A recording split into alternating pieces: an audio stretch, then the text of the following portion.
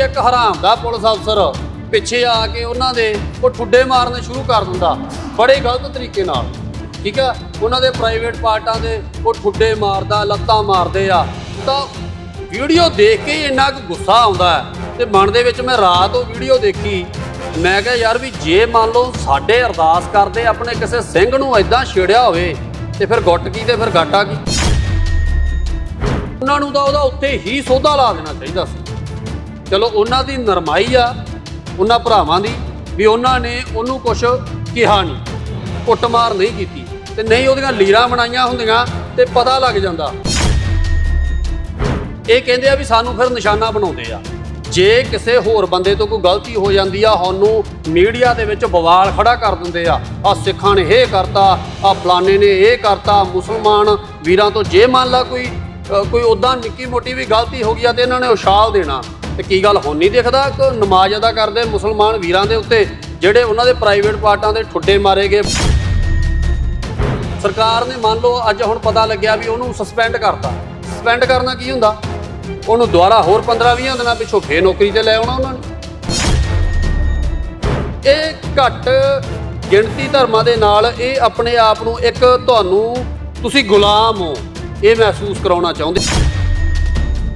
ਇਹ ਕਿਸੇ ਵੀ ਕਾਨੂੰਨ ਦੇ ਵਿੱਚ ਨਹੀਂ ਹੈਗਾ ਵੀ ਮੰਨ ਲਓ ਕੋਈ ਕਿਤੇ ਅਰਦਾਸ ਕਰ ਰਿਹਾ ਜਾਂ ਮੰਨ ਲਓ ਨਮਾਜ਼ ਪੜ੍ਹ ਰਿਹਾ ਜਾਂ ਮੰਨ ਲਓ ਕੋਈ ਆਪਣੇ ਧਰਮ ਦੇ ਅਨੁਸਾਰ ਆਪਣੇ ਧਰਮ ਦੇ ਰੀਤੀ ਰਿਵਾਜਾਂ ਦੇ ਅਨੁਸਾਰ ਕੋਈ ਆਪਣੀ ਧਾਰਮਿਕਤਾ ਨਾਲ ਅਰਦਾਸ ਬੇਨਤੀ ਕਰਦਾ ਜਾਂ ਮੰਨ ਲਓ ਨਮਾਜ਼ ਅਦਾ ਕਰਦਾ ਵੀ ਉਹ ਨਹੀਂ ਕਰ ਸਕਦਾ। ਇੱਦਾਂ ਦਾ ਕੋਈ ਕਾਨੂੰਨ ਤਾਂ ਹੈ ਨਹੀਂ। ਇਹ ਸਰਕਾਰ ਨੂੰ ਤਾਂ ਉਹਨੂੰ ਸਖਤ ਤੋਂ ਸਖਤ ਸਜ਼ਾ ਦੇਣੀ ਚਾਹੀਦੀ ਹੈ ਵੀ ਭਾਈ ਇਹ ਕਿਸੇ ਕਾਨੂੰਨ 'ਚ ਨਹੀਂ ਆਉਂਦਾ। ਅਸੀਂ ਕਹਿੰਦੇ ਆ ਨਾ ਵੀ ਉਹ ਕੰਟਰੀਆਂ ਕਿਉਂ ਚੰਗੀਆਂ। ਅਸੀਂ ਆਪਣੇ ਦੇਸ਼ ਨੂੰ ਕਹਿੰਦੇ ਸਾਨੂੰ ਮਾੜਾ ਕਹਿਣਾ ਪੈ ਰਿਹਾ ਕਿਉਂਕਿ ਇੱਥੇ ਹੁੰਦਾ ਹੀ ਮਾੜਾ। TV 84 ਦੇ ਨਾਲ ਜੁੜੇ ਹੋ, ਮੈਂ ਰਜਿੰਦਰ ਸਿੰਘ ਸਵਰਾਜ। ਦੀ ਗੱਲ ਕੀਤੀ ਜਾਵੇ ਤਾਂ ਭਾਰਤ ਨੂੰ ਬਹੁਤ ਧਰਮੀ ਦੇਸ਼ ਮੰਨਿਆ ਜਾਂਦਾ ਹੈ। ਵੱਖ-ਵੱਖ ਫਿਰਕਿਆਂ ਦੇ ਤਮਾਮ ਸਾਰੇ ਲੋਕ ਇਸ ਭਾਰਤ ਦੇ ਵਿੱਚ ਵਸੇਬਾ ਕਰਦੇ ਨੇ। ਪਰ ਇਸੇ ਨੂੰ ਲੈ ਕੇ ਜਦੋਂ ਮਾਈਨੋਰਟੀਜ਼ ਦੀ ਗੱਲ ਆਉਂਦੀ ਹੈ ਕਿ ਘੱਟ ਗਿਣਤੀਆਂ ਦੇ ਉੱਪਰ ਕਿਸੇ ਨਾ ਕਿਸੇ ਤਰੀਕੇ ਦੇ ਨਾਲ ਉਹਨਾਂ ਦੀਆਂ ਜਿਹੜੀਆਂ ਧਾਰਮਿਕ ਭਾਵਨਾਵਾਂ ਨੇ ਉਹਨਾਂ ਨੂੰ ਆਹਤ ਕਰਨ ਵਾਲੀਆਂ ਵੀ ਕੁਝ ਘਟਨਾਵਾਂ ਇਸ ਭਾਰਤ ਦੇ ਨਿਜ਼ਾਮ ਦੇ ਵਿੱਚ ਵਾਪਰਦੀਆਂ ਨੇ। ਦਿੱਲੀ ਦੀ ਘਟਨਾ ਹੈ ਬੀਤੇ ਦਿਨਾਂ ਦੇ ਵਿੱਚ। ਇੱਕ ਪੁਲਿਸ ਦੇ ਜਿਹੜੇ ਉੱਚ ਅਧਿਕਾਰੀ ਨੇ ਉਹਨਾਂ ਦੇ ਵੱਲੋਂ ਨਮਾਜ਼ ਅਦਾ ਕਰ ਰਹੇ ਮੁਸਲਮਾਨਾਂ ਨੂੰ ਠੁੱਡੇ ਮਾਰੇ ਜਾਂਦੇ ਨੇ। ਇਸੇ ਨੂੰ ਲੈ ਕੇ ਚਾਹੇ ਪੁਲਿਸ ਮੁਲਾਜ਼ਮ ਨੂੰ ਸਸਪੈਂਡ ਤਾਂ ਕਰ ਦਿੱਤਾ ਗਿਆ ਹੈ, ਪਰ ਜਿਹੜੇ तमाम ਸਾਰੇ ਵਰਗਾਂ ਦੇ ਲੋਕ ਨੇ ਇਸ ਘਟਨਾ ਨੂੰ ਕਿਵੇਂ ਦੇਖਦੇ ਨੇ, ਕੀ ਕੁਝ ਹੋਣਾ ਚਾਹੀਦਾ ਹੈ ਔਰ ਸਰਕਾਰ ਦੇ ਵੱਲੋਂ ਕਿਸ ਤਰੀਕੇ ਦੀ ਉਸ ਸ਼ਖਸ ਦੇ ਉੱਪਰ ਕਾਰਵਾਈ ਕੀਤੀ ਜਾਣੀ ਚਾਹੀਦੀ ਹੈ, ਇਸੇ ਨੂੰ ਲੈ ਕੇ ਗੱਲਬਾਤ ਕਰਾਂਗੇ। ਮੇਰੇ ਨਾਲ ਗੱਲਬਾਤ ਕਰਨ ਵਾਸਤੇ ਬਾਈ ਪਲਵਿੰਦਰ ਹਾਜ਼ਰ ਨੇ, ਉਹਨਾਂ ਦੇ ਨਾਲ ਗੱਲਬਾਤ ਕਰਦੇ ਹਾਂ। ਬਾਈ ਜੀ, ਸਭ ਤੋਂ ਪਹਿਲਾਂ ਵੱਡਾ ਸਵਾਲ ਹੈ, ਜਿਸ ਤਰੀਕੇ ਦੇ ਨਾਲ ਤੁਸੀਂ ਵੀ ਇਹ ਘਟਨਾ ਦੇਖੀ ਹੋਵੇਗੀ ਔਰ ਜਿਸ ਤਰ੍ਹਾਂ ਨਮਾਜ਼ ਅਦਾ ਕਰ ਰਹੇ ਮੁਸਲਮਾਨਾਂ ਦੇ ਉੱਪਰ, ਮੁਸਲਿਮ ਭਾਈਚਾਰੇ ਦੇ ਉੱਪਰ ਇੱਕ ਪੁਲਿਸ ਮੁਲਾਜ਼ਮ ਦੇ ਵੱਲੋਂ ਤਸ਼ੱਦਦ ਕੀਤਾ ਜਾਂਦਾ, ਕਿਵੇਂ ਦੇਖਦੇ ਹੋ ਇਸ ਘਟਨਾ ਨੂੰ? ਦੇਖੋ ਜੀ, ਅਸੀਂ ਸਾਰੇ ਧਰਮਾਂ ਦੀ ਕਦਰ ਕਰਦੇ ਹਾਂ, ਪਰ ਸਾਨੂੰ ਬੜਾ ਦੁੱਖ ਹੁੰਦਾ ਹੈ ਜਦੋਂ ਮੰਨ ਲਓ ਕਿਸੇ ਦੀ ਧਾਰਮਿਕਤਾ ਭਾਵਨਾਵਾਂ ਨੂੰ ਠੇਸ ਪਹੁੰਚਾਉਣ ਦੀ ਕੋਸ਼ਿਸ਼ ਕੀਤੀ ਜਾਂਦੀ। ਧਾਰਮਿਕਤਾ ਨੂੰ ਠੇਸ ਪਹੁੰਚਾਉਂਦੇ ਅਸੀਂ। ਹਰੇਕ ਆਪਣੇ ਆਪਣੇ ਧਰਮ ਦੇ ਵਿੱਚ ਪ੍ਰਪੱਖ ਹੈ।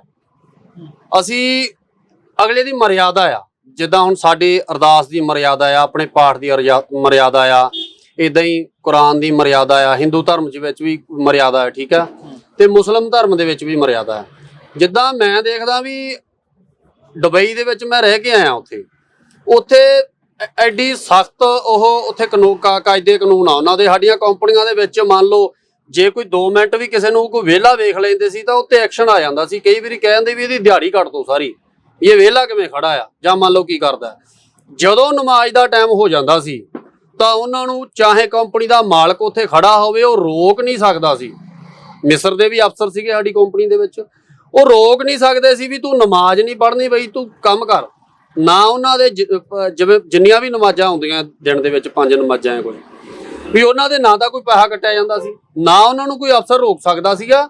ਉਹ ਆਪਦੀ ਪੂਰੀ ਸ਼ਿੱਦਤ ਦੇ ਨਾਲ ਜਿੱਥੇ ਵੀ ਉਹ ਜਿਹੜੀ ਵੀ ਜਗ੍ਹਾ ਤੇ ਹੁੰਦੇ ਸੀ ਉੱਥੇ ਆਪਦੀ ਨਮਾਜ਼ ਅਦਾ ਕਰਦੇ ਸੀ, ਚਾਹੇ ਕਿੰਨਾ ਵੀ ਬਿਜ਼ੀ ਕਿਉਂ ਨਾ, ਚਾਹੇ ਕਿੰਨਾ ਵੀ ਕੋਈ ਸਖਤ ਪ੍ਰੋਗਰਾਮ ਹੋਵੇ। ਜਦੋਂ ਉਹਨਾਂ ਨੂੰ ਪਤਾ ਲੱਗਿਆ ਹੁਣ ਜਿਵੇਂ ਦੁਪਹਿਰ ਦੀ ਨਮਾਜ਼ ਆ 1:30 ਵਜੇ ਨਮਾਜ਼ ਹੁੰਦੀ ਉਹਨਾਂ ਦੀ, 1:30 ਵੱਜ ਗਿਆ, ਚਾਹੇ ਕਿੱਡਾ ਮਰਜ਼ੀ ਕੰਮ ਹੋਈ ਜਾਂਦਾ ਹੋਵੇ, ਉਹਨਾਂ ਨੇ ਆਪਣਾ ਕੰਮ ਵਿੱਚ ਛੱਡ ਕੇ ਆਪਣਾ ਮੂੰਹ ਹੱਥ ਧੋ ਕੇ ਆਪਣਾ ਉਹ ਥੱਲੇ ਆਪਣੀ ਚਾਦਰ ਵਿਛਾ ਕੇ ਉਹਨਾਂ ਨੇ ਨਮਾਜ਼ ਅਦਾ ਕਰਨ ਲੱਗ ਜਾਣਾ ਆਪਣੀ।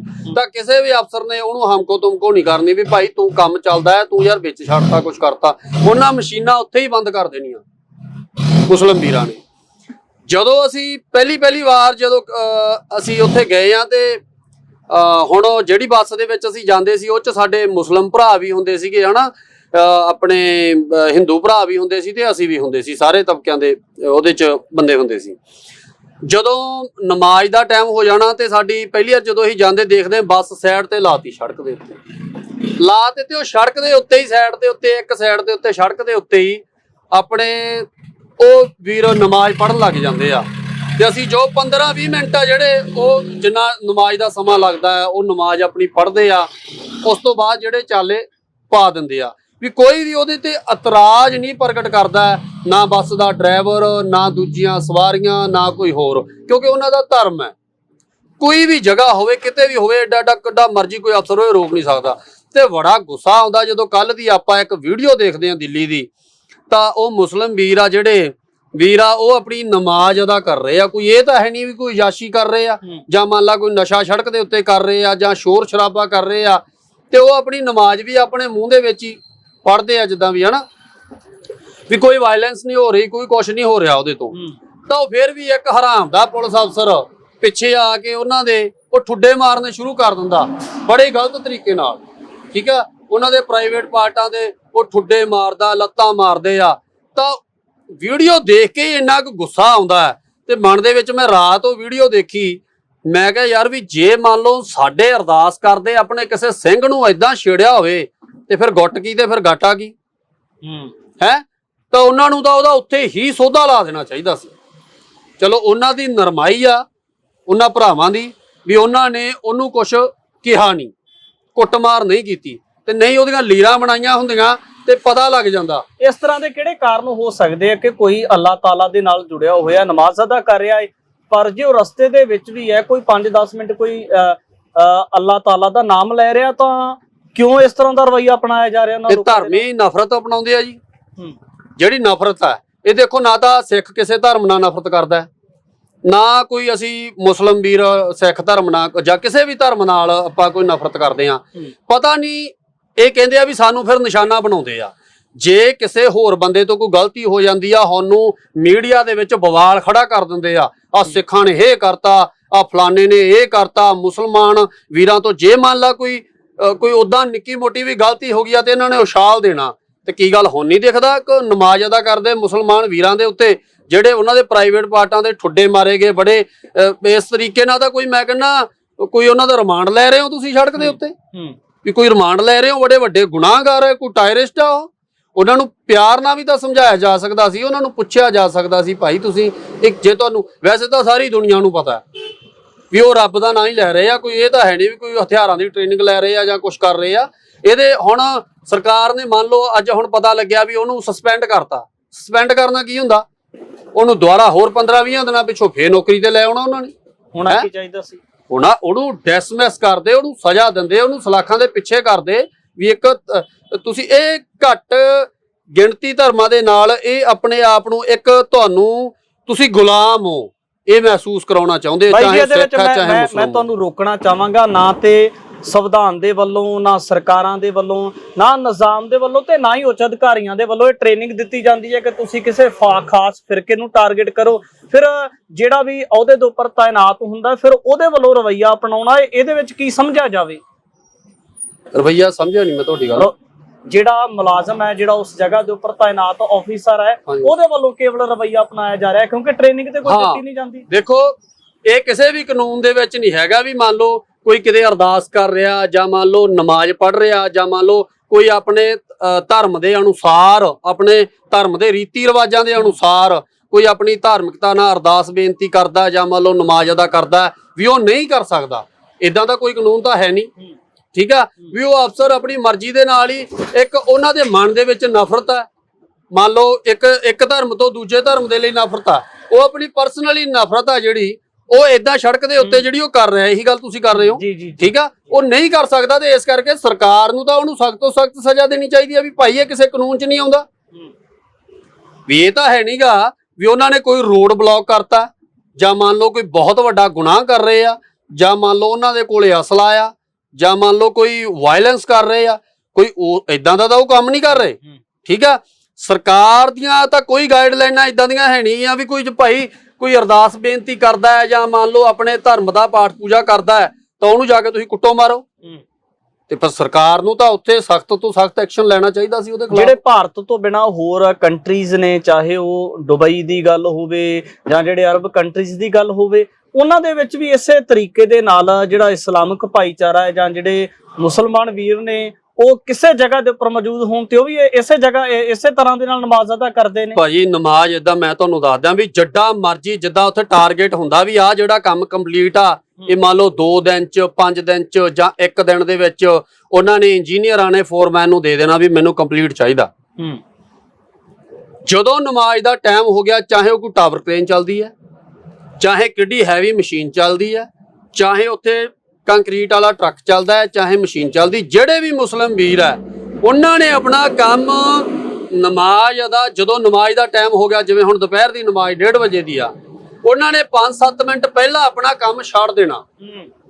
ਉਹਨਾਂ ਨੇ ਮੂੰਹ ਹੱਥ ਵੀ ਧੋਣਾ, ਆਪਣਾ ਸੁੱਚੇ ਵੀ ਹੋਣਾ। ਠੀਕ ਆ, ਕੰਮ ਕਰਦੇ ਹੁੰਦੇ ਉੱਥੇ ਤਾਂ ਕਿਸੇ ਅਫਸਰ ਦੀ ਇਹ ਜ਼ਰੂਰਤ ਨਹੀਂ ਹੁੰਦੀ। ਉਹਨਾਂ ਨੂੰ ਪਤਾ ਹੈ ਯਾਰ ਇਹਨਾਂ ਦਾ ਧਰਮ ਹੈ, ਆਪਣੇ ਧਰਮ ਦੇ ਵਿੱਚ ਮੈਂ ਅਸੀਂ ਕਹਿੰਦੇ ਆ ਨਾ ਵੀ ਉਹ ਕੰਟਰੀਆਂ ਕਿਉਂ ਚੰਗੀਆਂ, ਅਸੀਂ ਆਪਣੇ ਦੇਸ਼ ਨੂੰ ਕਹਿੰਦੇ ਸਾਨੂੰ ਮਾੜਾ ਕਹਿਣਾ ਪੈ ਰਿਹਾ ਕਿਉਂਕਿ ਇੱਥੇ ਹੁੰਦਾ ਹੀ ਮਾੜਾ।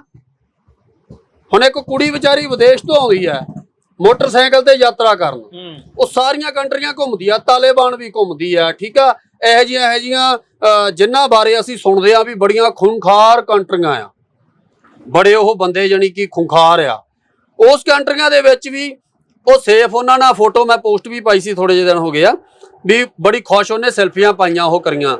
ਤੇ ਜਦੋਂ ਉਹ ਹਿੰਦੁਸਤਾਨ ਆਉਂਦੀ ਆ, ਠੀਕ ਆ, ਇਹ ਦੇਸ਼ ਦੇ ਵਿੱਚ ਆਉਂਦੀ ਆ, ਤਾਂ ਉਹ ਜਦੋਂ ਸਾਡੇ ਪੰਜਾਬ ਵੀ ਘੁੰਮਦੀ ਆ, ਦਰਬਾਰ ਸਾਹਿਬ ਵੀ ਜਾਂਦੀ, ਉਹਦੀ ਉੱਥੇ ਵੀ ਫੋਟੋ ਆਈ ਆ। ਸਾਡੇ ਪੰਜਾਬ ਦੇ ਵਿੱਚ ਕੋਈ ਐਸੀ ਉਹਦੇ ਨਾਲ ਗੱਲਬਾਤ ਨਹੀਂ ਹੁੰਦੀ। ਠੀਕ ਆ, ਸਾਡੇ ਦੇਸ਼ ਦੇ ਵਿੱਚ ਅਸੀਂ ਪੰਜਾਬ ਨੂੰ ਇੱਕ ਆਪਣਾ ਦੇਸ਼ ਮੰਨਦੇ ਆ। ਜਦੋਂ ਤੁਹਾਡੇ ਹਿੰਦੁਸਤਾਨ 'ਚ ਜਾਂਦੀ ਆ ਉਹ, ਤਾਂ ਭਈਆਂ ਨੇ ਉਹਨੂੰ ਨੋਚ ਕੇ ਖਾਧਾ। ਕੀ ਐਕਸ਼ਨ ਲਿਆ ਤੁਸੀਂ ਉਹਨਾਂ ਤੇ? ਕਿੰਨੇ ਰੌਲੇ ਪਏ ਕਰੇ, ਕੀ ਹੋਏ? ਠੀਕ ਆ, ਉਹੀ ਬਾਨੋ ਵਾਲੀ ਗੱਲ ਹੋਣੀ ਹੈ। ਬਾਨੋ ਬਿਲਕਿਸਤਾਨ ਪਰਿਵਾਰ ਦੇ ਮੈਂਬਰ ਮਾਰ ਦਿੱਤੇ ਗਏ, ਉਹਦੇ ਨਾਲ ਸਮੂਹਿਕ ਬਲਾਤਕਾਰ ਕੀਤਾ ਗਿਆ।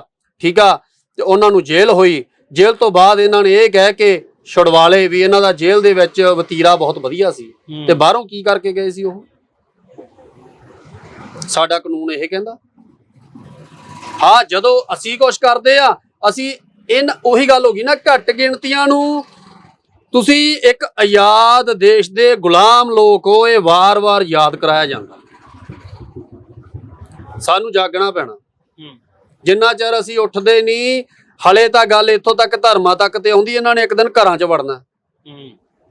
ਆ ਪੰਜਾਬ ਦੇ ਲੋਕ ਵੀ ਜਿਹੜੇ ਘਰਾਂ 'ਚ ਬੈਠੇ ਆ ਨਾ, ਆਰਾਮ ਨਾਲ ਬੈਠੇ, ਉਹਨਾਂ ਨੂੰ ਕਹਿੰਦੇ ਸਾਨੂੰ ਕੀ ਆ ਯਾਰ, ਇਹ ਲੜੀ ਜਾਂਦੇ ਫਲਾਨਾ ਢਿਉਂਕਾ, ਜਾਂ ਮੰਨ ਲਓ ਕੋਈ ਵੀ ਕੋਈ ਬਹਾਨੇਬਾਜ਼ੀ ਚੱਲਦੀ ਆ, ਇਹ ਜੁੱਤੀਆਂ ਸਭ ਦੇ ਪੈਣੀਆਂ। ਬਿਲਕੁਲ ਬਿਲਕੁਲ। ਮੌਜੂਦਾ ਸਮੇਂ ਦੇ ਵਿੱਚ ਜਿਸ ਤਰੀਕੇ ਦੇ ਨਾਲ ਸੋਸ਼ਲ ਮੀਡੀਆ ਦੇ ਉੱਪਰ ਵੀਡੀਓ ਵਾਇਰਲ ਹੋਣ ਦੇ ਨਾਲ ਜਿਹੜੇ तमाम ਸਾਰੇ ਧਰਮਾਂ ਦੇ ਨਾਲ ਸੰਬੰਧਿਤ ਸਰੀਰਕ ਤੇ ਮਾਨਸਿਕ ਤੌਰ ਤੇ ਲੋਕ ਨੇ, ਉਹਨਾਂ ਦੇ ਵੱਲੋਂ ਵੱਡੇ ਸਵਾਲੀਆ ਚਿੰਨ੍ਹ ਵੀ ਉਠਾਏ ਜਾ ਰਹੇ ਨੇ। ਪਰ ਜਿਹੜਾ ਮੌਕੇ ਦਾ ਪੁਲਿਸ ਮੁਲਾਜ਼ਮ ਹੈ, ਜਿਸ ਦੇ ਵੱਲੋਂ ਇਸ ਤਰੀਕੇ ਦਾ ਇੱਕ ਅੜੀਅਲ ਤੇ ਕੁੜੱਤਨਮਈ ਰਵੱਈਆ ਉਹਨਾਂ ਲੋਕਾਂ ਦੇ ਨਾਲ ਅਪਣਾਇਆ ਜਾਂਦਾ ਹੈ ਜਿਹੜੇ ਆਪਣੇ ਧਰਮ ਦੇ ਨਾਲ ਸੰਬੰਧਿਤ ਹੋਣ ਕਰਕੇ ਨਮਾਜ਼ ਅਦਾ ਕਰਦੇ ਨੇ, ਤੇ ਉਸੇ ਨੂੰ ਲੈ ਕੇ ਪੁਲਿਸ ਮੁਲਾਜ਼ਮ ਨੂੰ ਕੁਝ ਸਮੇਂ ਵਾਸਤੇ ਸਸਪੈਂਡ ਵੀ ਕਰ ਦਿੱਤਾ ਗਿਆ। ਪਰ ਡਿਮਾਂਡ ਵੱਡੀ ਇਹ ਹੈ ਕਿ ਇਸ ਤਰੀਕੇ ਦੇ ਨਾਲ ਕੋਈ ਜਿਹੜਾ ਆਪਣੇ ਪ੍ਰਮਾਤਮਾ ਦੀ ਜਾਂ ਅੱਲਾਹ ਤਾਲਾ ਦੀ ਇਬਾਦਤ ਕਰਨ ਵਾਲਾ ਕੋਈ ਵੀ ਸ਼ਖਸ ਹੈ, ਉਹਦੇ ਨਾਲ ਇਸ ਤਰੀਕੇ ਦਾ ਰਵੱਈਆ ਅਪਣਾਉਣਾ ਕਿਤੇ ਨਾ ਕਿਤੇ ਵੱਡੇ ਸਵਾਲੀਆ ਚਿੰਨ੍ਹ ਆਪਣੇ ਆਪ ਦੇ ਵਿੱਚ ਪੈਦਾ ਕਰਦਾ ਹੈ। ਔਰ ਇਸ ਮੁਲਾਜ਼ਮ ਦੇ ਉੱਪਰ ਸਖਤ ਤੋਂ ਸਖਤ ਕਾਰਵਾਈ ਹੋ ਕੇ ਪੱਕੇ ਤੌਰ ਤੇ ਬਰਖਾਸਤ ਕੀਤੇ ਜਾਣਾ ਚਾਹੀਦਾ ਹੈ। ਲੋਕਾਂ ਦੀ ਡਿਮਾਂਡ ਹੈ। ਆਉਣ ਵਾਲੇ ਸਮੇਂ ਦੇ ਵਿੱਚ ਦੇਖਣਾ ਹੋਵੇਗਾ ਕਿ ਸੈਂਟਰ ਗਵਰਨਮੈਂਟ ਦੇ ਵੱਲੋਂ ਜਾਂ ਦਿੱਲੀ ਗਵਰਨਮੈਂਟ ਦੇ ਵੱਲੋਂ ਕਿਸ ਤਰੀਕੇ ਦਾ ਐਕਸ਼ਨ ਇਸ ਮੁਲਾਜ਼ਮ ਦੇ ਉੱਪਰ ਲਿਆ ਜਾਂਦਾ ਹੈ। ਅੱਗੇ ਵੀ ਗੱਲਬਾਤ ਲੈ ਕੇ ਤੁਹਾਡੇ ਦਰਮਿਆਨ ਹਾਜ਼ਰ ਹੋਵਾਂਗੇ। ਧੰਨਵਾਦ।